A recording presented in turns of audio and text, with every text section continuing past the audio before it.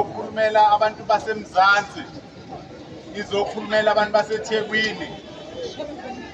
Comrades, ufuna nazi ukuthi inhlangano yomkhonto wesizwe iyona esiyithemba labantu baseMzansi. So okubalekile njengamanje ukuthi sihambe siyosebenza sigqugquzela abantu ukuthi mafika umhla ka-29 May siyovota. Ukuvotela kwethu iMK siwine ngo-2/3 majority, sibuyise umhlaba owathathwa ngezidlozana kokhokho bethu. Kodwa namhlanje mase kumele ubuye lo mhlaba sekuthiwa singene etafuleni. Kodwa ngenkathi uhamba umhlaba nenkomo beyithatha akiwanga etafuleni kwakuyizidlozana.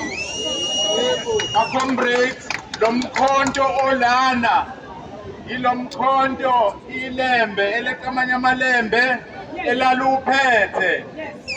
Akukaze kube umkhonto wombalula. Umkhonto lona ilo waphathwa amakhosi alwa zonke izimpi zasesandlwana evikela izwe lawo. Ayephethe lo mkhonto.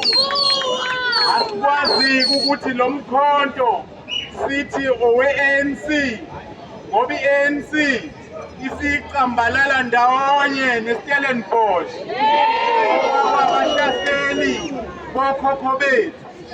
So kunecala elikhona ekumele siyoma sisho ukuthi lo mkhonto ungowethu.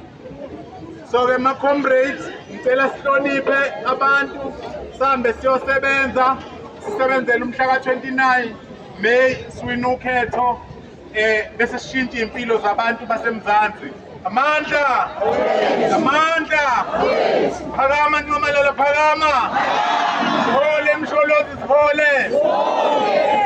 U-Alpha and Omega umkhonto wesizwe unqamalala. Akekho munye. Akekho munye.